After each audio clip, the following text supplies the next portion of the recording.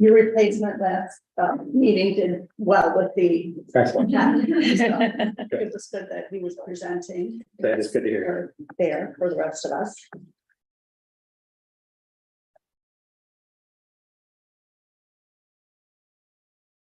Okay.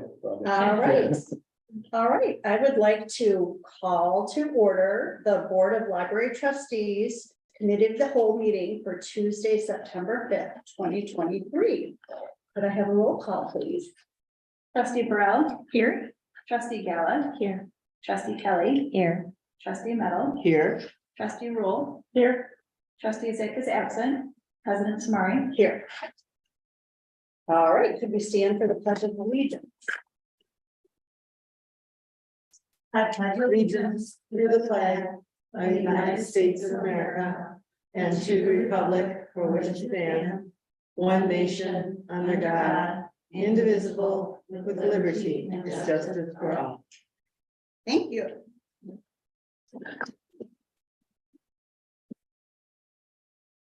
Okay, do we have public comment? No, seeing none. Let us talk about the revisions to policy 1.101 rules of the Board of Library Trustees. Okay, so this change is in response to a recent change to the Open Meetings Act. This was amended by the governor and went into effect July 28th. The change is just adding unexpected childcare obligations as a reason for attending a meeting, physically attending a meeting. With that change, we also combined a couple of the other reasons that we had here. So moving bullet point number 3, business of the library, up into bullet point number 2, employment purposes or the business of the library, and then moving other emergency, which was number 4, up to number 3, family or other emergency. So just a minor change to be reminded with the other meetings there. Sense. Does anyone have any comments? No, then, family or other emergency, I was thinking if someone is responsible for someone older or, in other situations, but other emergency, I think pretty much covers it. So, Basically, this covers everything Yeah. except vacation. It really does. Right. Yeah. okay, good. And, just so the board understands, a board member can still attend a board meeting if you're on vacation, if you want to. You just can't vote. Yeah. All right, great. Thank you. All right, our favorite item, review of draft of the 2024 budget. I would invite Tracy Sarah to join us. Tracy is our finance manager and has been working diligently along with her team to prepare the draft you have before you tonight. So I'm just going to turn it over to Tracy to go through what we have here. Okay, all right, thank you. Hi, everybody. Like I said, you guys have the draft, the current 2024 budget draft included in your packet, and it's numbered with pages 1 to 17. So page 1 is sort of the overall organizational summary, and then pages 2 to 17, it's like a separate page for each departmental budget. And then I'm just going to kind of start with the summary page. So you can see that we include the current year, the 2023 budget in that first column, and then our the second column is a projection. It's sort of our best guess as of today where we'll actually end up for 2023. And we formulate that with input from all the managers because they keep a really close eye on all their expenditures and what they know is still coming. So we wouldn't have had that at the time with the targets, but we have that now in this draft. And then, as we've been saying in the monthly dashboards, we do expect to end up the 2023 year in a favorable position. And then finally, that third column is the budget draft as of today for 2024.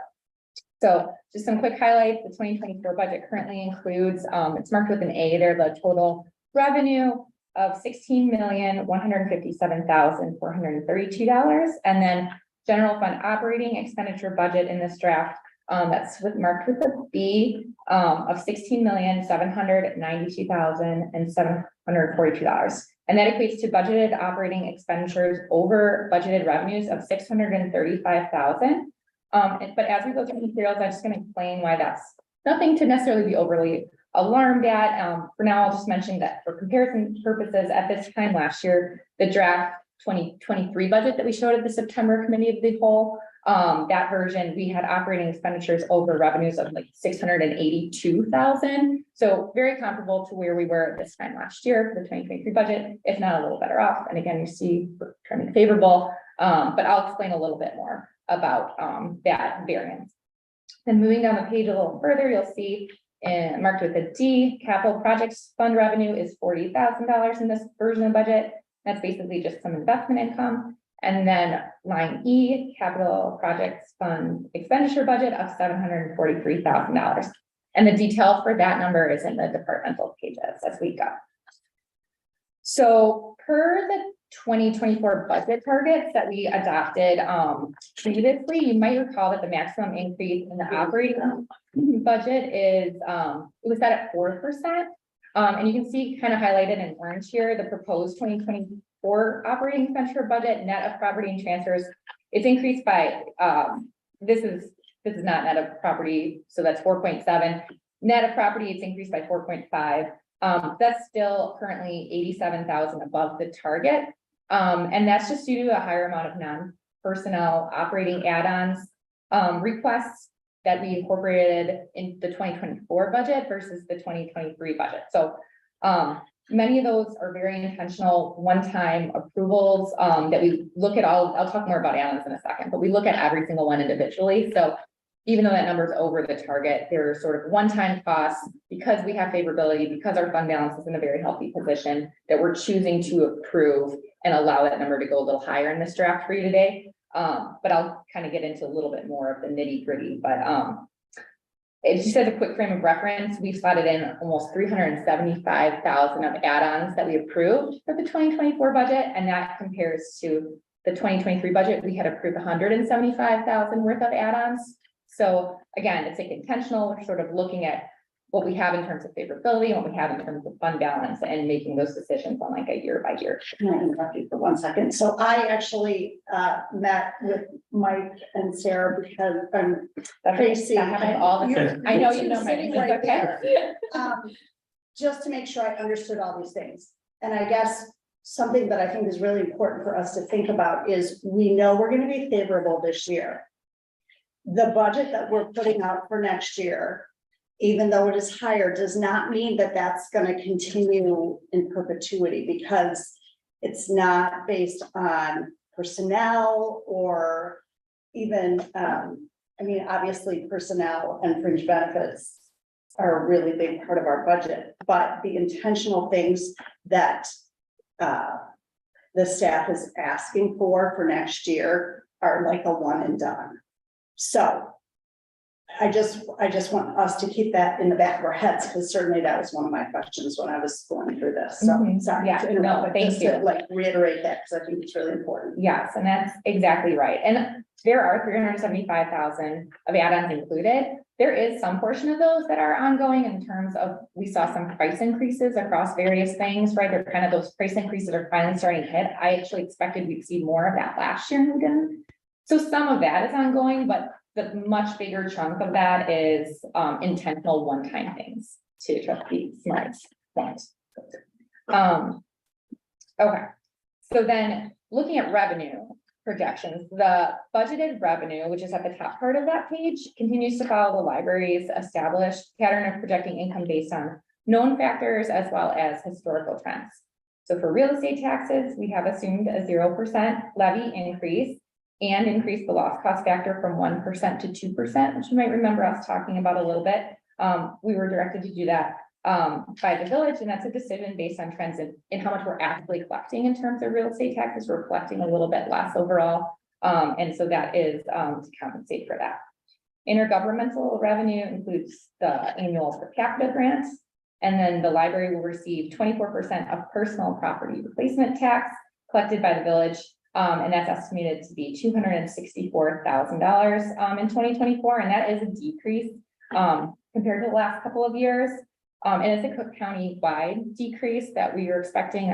All of the other taxing bodies in Cook County, the other libraries, other villages are seeing a very similar decrease. And I believe it's more that the last couple of years of PPRT have been elevated as compared to normal. This is more a normalized number, I believe.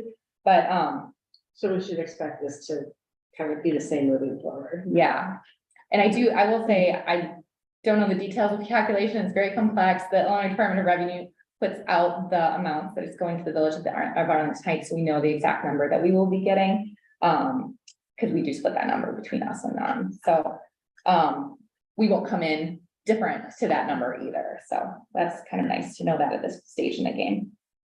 The Friends of the Library and the foundation continue to supplement library services and programs. And we've also gone ahead and increased our budgeted revenue for interest income and copier revenue, things we've been talking about each month, in terms of trends we've been seeing. So that's all incorporated into this draft. Moving down to the next section on expenditures, Can I ask one question? And I'm just having a forgetfulness. Fines, because we have done away with fines, there's still a line item for fines. I thought fines were just replacement. So, yeah, so like, there's no late fees, but there's lost item charges still. yes, okay. Okay, thank you. Mhm. Okay, so expenditures, so the budget target for personal services, which is our biggest chunk of expenditures, it was set at a maximum increase of 4.9%, and that would include medical insurance and other benefits costs. And add, the administrative team reviewed all the staffing needs with the managers, estimated potential pay increases. We talked about how to fill vacancies, if we needed to fill those vacancies, and kind of reallocated existing hours. So as a result of all those conversations, FTEs are budgeted to remain relatively flat in 2024 with an increase of less than 1 FTE. We do have a pay increase assumption built into this draft of the budget. We don't know where cost of living adjustments will end up at this point yet, but we'll keep an eye on it and make sure, that it's appropriate in the next draft that we bring you, but there is one already built in. As far as medical insurance, that budget is provided to us by the village. It's an allocation that's based on the current specific medical coverage plans that are selected by the library's full-time staff. So the initial budget target for medical insurance premium was a 10.3% increase. And that was based on guidance by our broker. And it's a blended rate between HMO and PPO plans. But the actual blended rate came in at 9.7, so that sounds good, right? Like it came in under the target, but the piece that gets allocated to the library actually went up a lot. So our increase on the library's books is actually budgeted to increase 18.7%. And that's, I asked the village finance team, the reason for that, and it's a different mix of how many of our staff have selected the PPO plan versus HMO previously. And that's the more expensive plan, so the way that our piece of the pie just got bigger, so to speak. Does every single full-time employee have insurance? Some opt not to take it, a few. Oh, they opt out. Do you give them money to opt out? No. And we've talked about that, and I asked for at the next meeting, if possible, if we could have, I'd be interested to see what the packet of insurance options for employees looks like. Because I really strongly believe, even if only the library did it and the village didn't do it, that we should have an opt-out. Because just in my personal experience, when my husband and I both had full-time jobs and we both had good insurance, one of us would get money if they didn't take it, and then the other person would carry it for both of us. And now that the government mandates that children up to 26 can stay on their parents' insurance, even if young people have really good jobs, sometimes they prefer to stay on that insurance because it's with their doctors, it's who they've known. And maybe it won't affect us, but I think we need to explore that option. It will affect you, Yeah. because we went to an opt-out many years ago. I think it started in 2000, now we pay 3,000, much less than an insurance premium. And it's been a couple years since I've gone through, but when I figured it over the years, we have saved $500,000. Right. Because it was an incentive for people to, and they had to assure us through whatever Right. that they did have insurance through Right. spouse or whatever, but, it really does save money. It does. I really think we need to look at that, especially. Does the village have it? Not that I'm aware of. Oh my gosh, you'd save so much money if they did. I'm- See, the city of Elgin did, so that was, we just followed that, but, you know, and I think we have.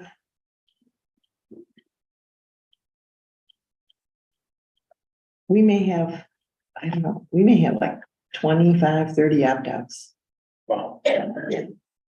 or maybe that's too many. I don't know how many. No, wait. No, not that many, excuse me, about 12. Okay. Yeah, 12 or so But opt-outs. we have 84 full-time staff, Yeah, correct? So I would think that, you know, it'd be worth looking at, and I would like to look at that. Just because, especially because this is such a big jump this year. And, well, and I always felt if you offer something Yeah. to someone, why wouldn't they take it? right, They may never use it because they like their spouse's plan or that whatever plan better, just like you said, yeah. young People, a Yeah. child under Right. 26 or Yeah. under. And, but it's costing the library lots of money. So yeah, it'd be a good thing to look at. We could look at that. Yeah, I did give Lisa Hacker, HR Okay. manager, a heads up too, to kind of pick her brain, and so she's aware of it and like good, delve into that a little Yeah. bit more. okay. But overall, personal services costs, including salaries and benefits, everything, and is budgeted in this draft anyway to increase 4.1%. And again, that target was 4.9, so we're still in pretty good shape, overall with that portion of the expense. Okay, so as far as those other operating expenditures, I'd mentioned add-ons before, but this year, we received and reviewed 147 non-personnel add-on requests for the 2024 budget year. And so as for some comparison, we had 100 requests last year, so a really huge increase in things that the staff was bringing to us to review. And just an overview of the process, like anything, if it's less than a 1% increase in an account, they're allowed to take it without, sort of a discussion, but anything over 1%, which is a pretty low threshold, they write up as an add-on or a transfer request, and we sit down with every single manager and look at all of those one by one, kind of consider how they fit into the overall direction of the library, if they fit with the strategic plan. Is it something we kind of have to do, like a price increase that we can't get around? But every single one is sort of assessed individually. So it's a lot of work, three-day meetings, but it was also just a lot more add-on requests. In general, we found that the staff was asking for very appropriate things in terms of the direction, and so that was really nice to see. We had 63% work are currently included in this draft of the budget, and so then the other 37% were either denied to maybe revisit in a future year. Not the priority, for 2024. Some were possibly advanced to purchase in 2023 as an unbudgeted expense because we have favorability. We know for sure now we have favorability in this year's budget. We have the time and, to purchase those things or do those things. So a few were advanced, and then some, were denied. And maybe we will ask for help from friends of the foundation to fund those things. So that's where kind of the other bucket of those went. So the add-ons are all, notated throughout all the different pages. And they have a column on any department page that says 2024 add-ons and transfers, and then anything has got a note next to it as far as what that item is. We did that on all the different pages. For example, price increases I've mentioned, across departments, and expense, accounts, you will see that frequently popping up. There's an add-on for an updated engineering assessment, consulting fees for a new bookmobile, next employee engagement survey, growth in programs, specifically like culinary programs over at the Maker Place, maintenance needs, conference requests. So for example, last year, the budget, the ALA was local and there was not a PLA year. So, that's like a difference we're seeing in terms of next year's budget when ALA is out of town and it is a PLA year. So that is an add-on request. And then some ADA compliance items. I don't know, Mike, did you want to elaborate on any of those at all, like the bookmobile or the engineering assessment? Yeah, we do have a lot of, it seems like assessments or consulting budgeted for next year, looking at 2025 then for projects and purchases. We're looking to, and you may have mentioned these, but consult for lighting, engineering assessment, bookmobile, and HR employee engagement assessment. So those are built in. Bookmobile, we want, we find purchasing a new bookmobile, hopefully with friends or with the help of our foundation. And so next year, we're going to work with consultants to design that and pick out the options and decide what we want it to look like and everything, and then for purchasing. So there's some work next year teeing up for the following year that we normally wouldn't have. And then just to touch on the travel and training, next year is a little bit more expensive year than we've had in a few years, and that's we have ALA is not local next year. We have PLA, which is every other year. So and then we also have ILA, which is downstate. So that adds up to adding a little bit more money to our budget. If you compare to like 2019 pre-pandemic, we're about at that level, maybe a little bit higher than where we were in 2019. Those travel costs are much higher than they were a few years ago, hotels and flights both. So we're seeing that a little bit as well.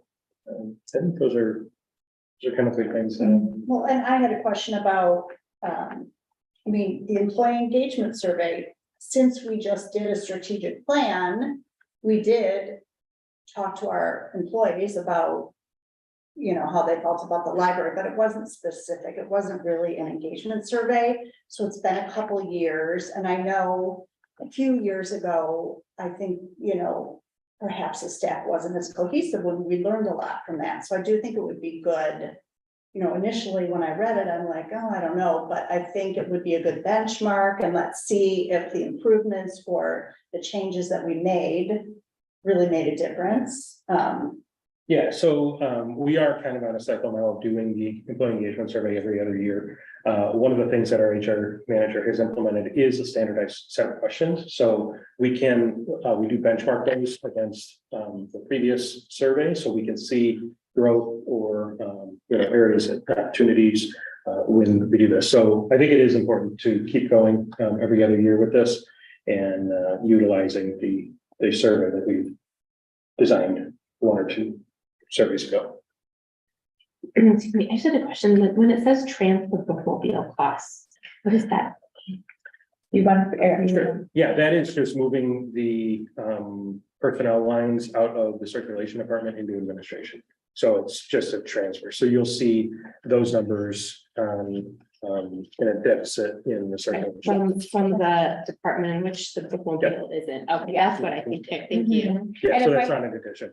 That's just. Right, and you might not see the exact same dollar amount because if there's other things going in that line and that's down, so some of them might match exactly, but some might have another thing in that.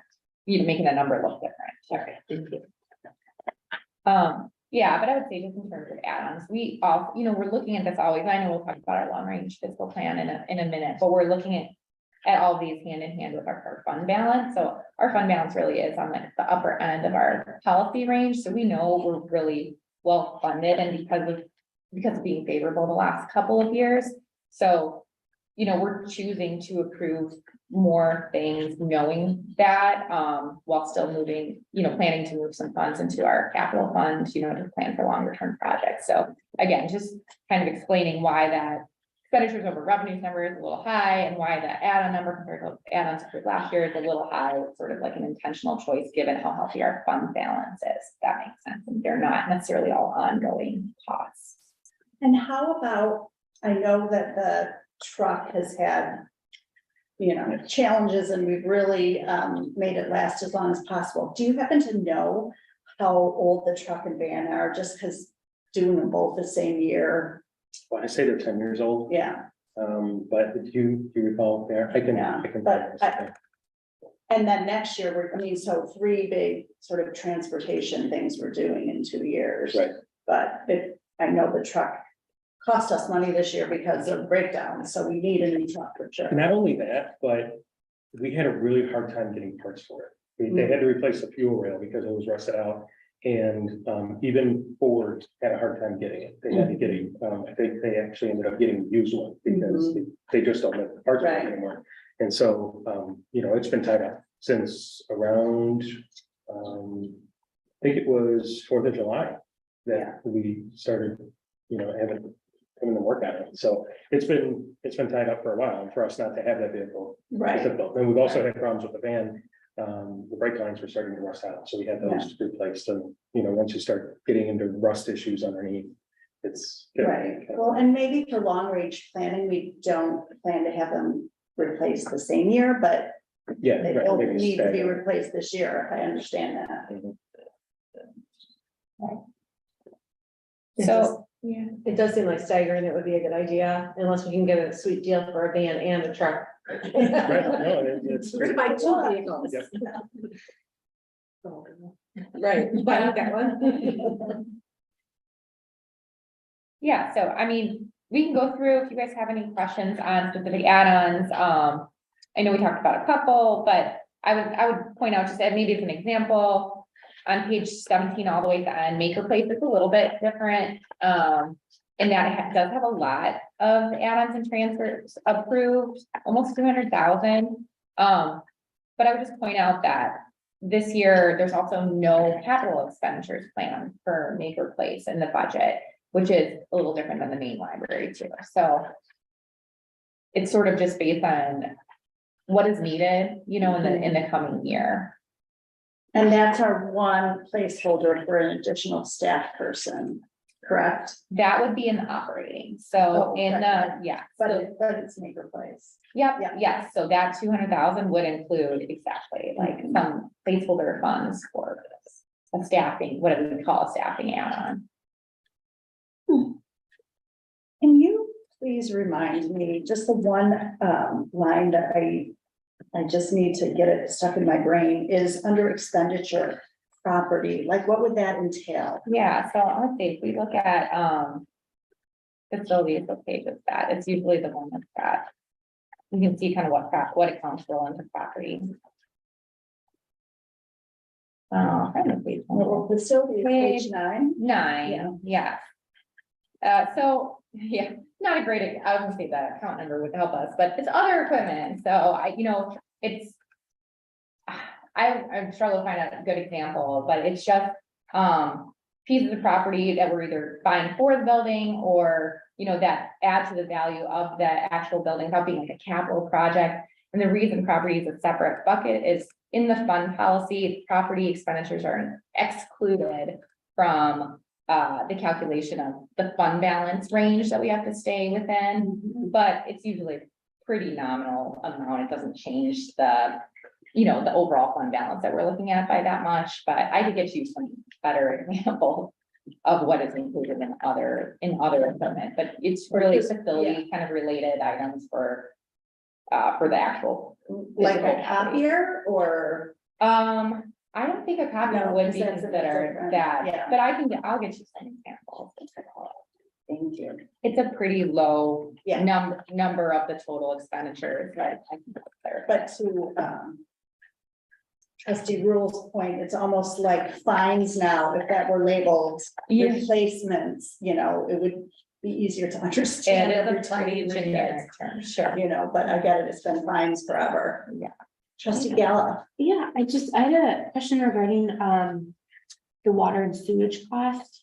So on for the facilities, it looks like it's gone up, the estimate, but then on the Maker Place, it looks like it's at 0. Is it just for the percentage increase or the decrease? Yeah, so Yeah. my guess, and Mike, if you know more, feel free to jump in, but I would think that when we were developing the budget for 2023, we just weren't quite, Maker Place is still very new, and we weren't quite sure what those expenses would cost. And turns out what we put in the budget for 2023 was sufficient. So we just didn't need to increase it any, whereas, the trend seems to go greater, but. It's just a lot smaller. Yeah. Than, yeah, I get it. I know it's a smaller building. Like, okay. Yeah, Anyone have any other questions regarding this item? And I can just hit on capital expenditures too, really quickly. That's coming out of our capital fund. So those are items that are generally recommended in the engineering assessment, which like I said, we're planning for a new one of those next year. Sometimes you, the board will recommend things or management, and they're just considered part of the strategic plan and included in the 2024 budget. The detail would be, it's in admin, facilities, and IT are the three departments that have some capital expenditures in the budget for next year. And includes things like interior renovations for second floor restrooms and Kids World restrooms, some new tile in different areas of the library, such as the elevators, second floor vending area, the Dutton entrance, the core entrance, Did you say second floor? second floor vending, I said, yeah. Basically anywhere where there's an older tile, we're looking to update, and refresh. And the elevator definitely needs a refresh. Yeah, so we're redoing the metal pieces this year, so we're looking to schedule that now, and then we'll do the floor in 12. Okay. The elevators in this building, Yes, what about the buttons? the buttons. Well, like the open door and closed door don't work. Oh, yeah, I know, that's super annoying, right? It's super annoying. I know. So we have talked about upgrading the electronics on those, which is a whole different project. So we're gonna see what comes out of the next engineering assessment as far as, because they give us a price estimates on that stuff. So we'll look at that possibly for maybe 2025 or 26 to update. But it's gonna annoy the me for another 2 years. Got it. Right, yeah, essentially. It's all about. Do we send out a request for engineering assessment or do we hire? We have a engineer that we've used numerous times. I think we do quote it out every year, but we've gone with the same ones. I think actually this last one was Sheriff's Department, it's our typical general contractor. And then in the past, we have used others, so I guess it all depends on the price. And for the bookmobile, are there more, are there several different consultant opportunities, or is there just one consultant? that- We know of one, but we haven't dug too much into that one yet. We got a price from the one Mhm. that we've used in the past, Okay, just to get us a budget number. right, And then when we're ready to go. we'll send it out. Yeah, we'll. Okay. Yeah, and the money for that project is just a placeholder right now. Hopefully by the time we bring this back in a month, we'll have maybe firmer estimate on what some of those things would cost, but just kind of wanted to block the funds now. There's also funds for the truck and the van that are included in the budget, this draft of the budget, and the replacement of certain copiers and printers that IT has identified as needing. All right, any other questions? No? All right, moving on to the long range fiscal plan. So we did look at this once already, when we were talking about the budget targets. So just a quick reminder, the long range fiscal plan, it'll include actuals through 22. So those are our final audited results. We have those now. And then the 2023 estimates are based on end of the year projections. So in the version, like I mentioned earlier, in the version we looked at before, the 2023 estimates would have just been the adjusted budget numbers, but now we have projections from management, so this is a better guess at this point. And again, it kind of shows that we're really expecting to end the year in a favorable position. And then it also includes the 2024 estimates that are based on the current budget draft that we just looked at. We do include a couple of adjustments in the long range fiscal plan to make it more of like a real, even more realistic look for things that we don't budget for. So for example, the two biggest items that we don't budget for, but we do include in the long range fiscal plan are 100% collection of real estate taxes are in the budget. But really, we're not going to get all of that income. We're gonna, not collect 1 or 2%. People just realistically will not pay the full amount.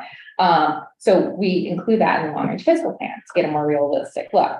Same thing for salaries expenditures. In the budget, we budget for being fully staffed because we really view the budget as our plan. Like our plan would be to be fully staffed, and pay out 100% of those. But realistically, people will start and stop throughout the year. Realistically, some positions will be open. So we, in the long range fiscal plan, assume we will not incur certain expenses, the largest being a portion of salary, but some other budgeted expenses too. The staff might just not get around to certain things that they were planning on doing. So realistically, we have seen a trend of running favorable. So we're trying to adjust for that the best we can without being able to see the future, the best we can in the long range fiscal plan. I know trustee Dick had, you know, kind of expressed an interest in tightening up some of the budget numbers to be more realistic. And we thought that the long range fiscal plan was the best place to do that.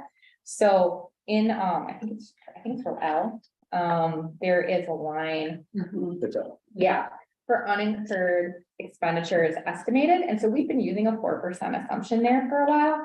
So we changed that after his comments to continually recalculate for the last 5 years what we truly have seen in terms of favorability. And it turns out, you know, we are really looking at unincurred expenditures closer to like 6.8%.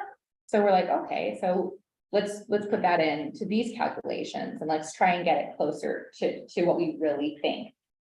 So the two really work hand in hand. The long range fiscal plan is the realistic look, the budget, the plan is just kind of looking at the same kind of set of information, two very different lenses, but I think they complement each other and kind of help us, you know, again, without being able to see the future, narrow down a look that allows us to continue to be fiscally responsible on the library. So so that's one change to the, you know, the version we've seen before, but as you can see in row T, you know, with our current budget draft and adjusting for those items that we talked about, we do expect to, you know, stay in a well-funded position and within our fund policy through 2028, and that is assuming a 0% levy increase at this time anyway.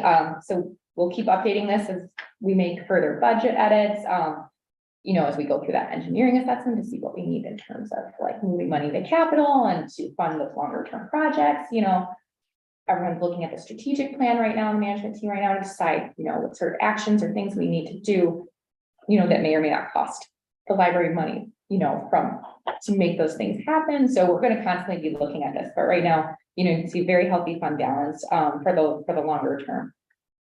Yeah, and the engineering assessment will have, like Tracy said, kind of a big effect on this next year when we look at it. When we get toward the end of the that 5-year term of the engineering assessment, you know, a lot of those capital projects kind of either get pushed off or they're already completed. So having that refresh will put some things as priority for us. So looking at the 25-26 budget year, those numbers are going to change. And could you please explain, because I think it's really important for us to realize when we do have this extra money, we're putting it in our capital fund, so row AB. Yes. AB, yeah, so AB, and then you can see the other side of that is row N. So when we actually ended the 2022 year over the maximum of our fund balance, which you can't tell during the year until you get the audited results, right? Like it's like May of the following year, and you're like, okay, we're above the fund balance. So we really, per our policy, are required to move some of that funding into the capital fund, which we will do. And then, you know, as we look at those projects from the engineering assessment or other sources, we want to make sure that we're not only staying in our operating fund balance, but also funding the capital fund enough to afford those things too. So the transfer that's being reflected in the various years on this current draft of the schedule is sort of planning to keep us in the fund balance and also cover projects that we think we know about today. So those numbers will adjust as we And get. fund balance being 33%, we want to be between 33% and 75. Correct.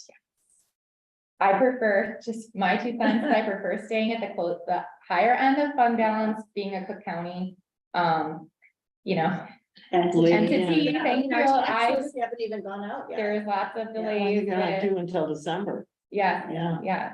So I think it would be my personal preference to stay at the higher end of that. Do we do engineering assessments every 5 years? So I believe it's certified. Okay. I think we may have stretched it out previously, maybe to 7 years once, but typical is 5. Right. Does anyone have questions about this?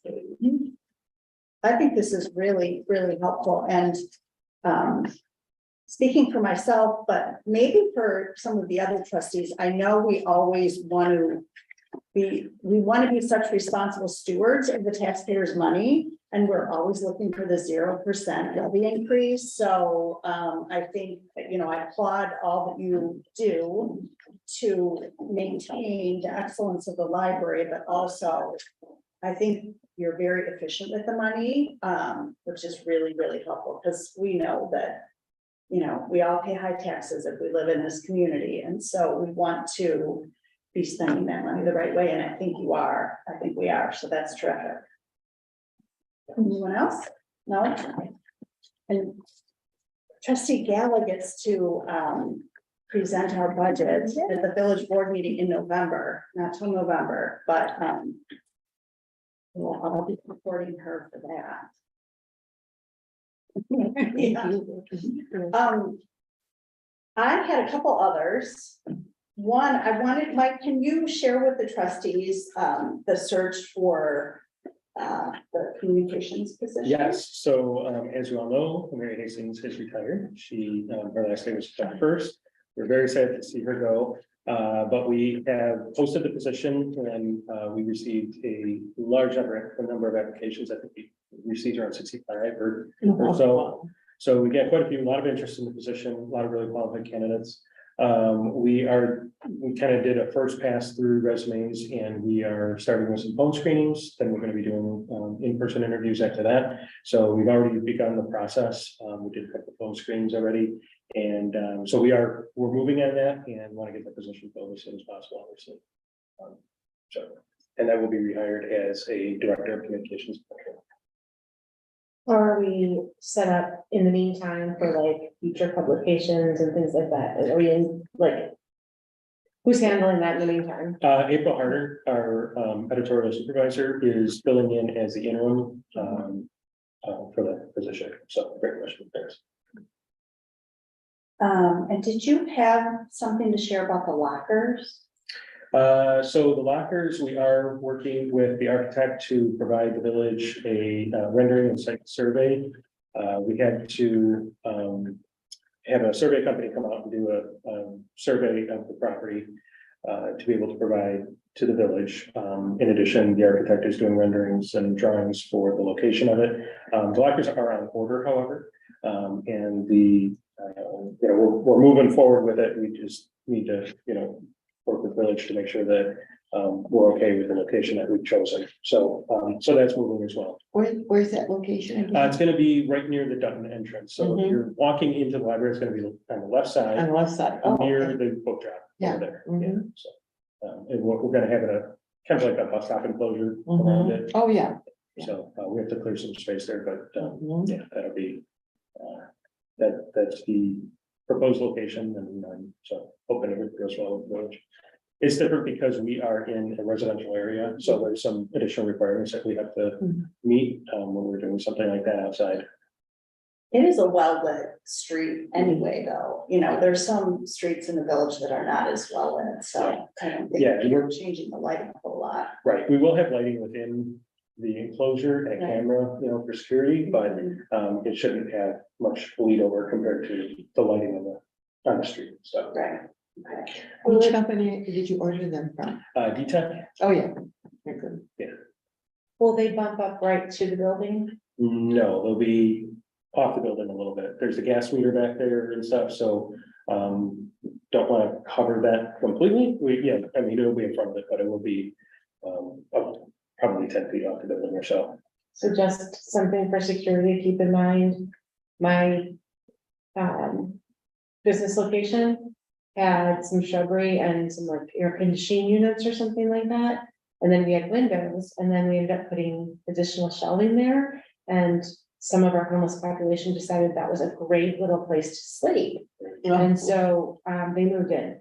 And so then it was like, well, it's private property, so the police couldn't do anything, and then the landlord couldn't do anything, and well, I'm not gonna do anything, so just little spaces like that where it's sheltered and hidden, become a great little vestibule to Okay. stash your stuff. I'm Yeah. sure you've already thought about all this stuff, but just. Yeah, we have talked with our security manager about that. And the enclosure is gonna be glass, so you'll be able to see through it.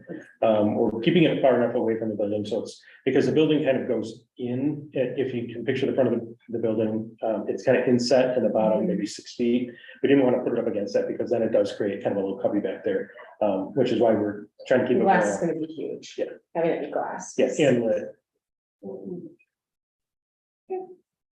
And I know that Dana was at Friends, we with the Friends right now, the meeting, so. Yes. Anything, Oh, we did approve our add-on for the $26,000. That's- For the Hutchinson room. great, awesome, yeah, Yeah. good, thank you. Paid there. Oh, there goes the ball, we'll work on it. All right. Get it for anything else. All right, and I know that next Tuesday, staff are at the village board meeting, they're gonna be presenting One Book, One Village, so if anyone wants to go to that, I went last year, just, they're early on the agenda for a few minutes, and it's always fun, and they give all the trustees the book, so, all good, right? All right, anything else? I don't hear anything. All right, you have a motion to adjourn, So moved. Second. all in favor? Aye.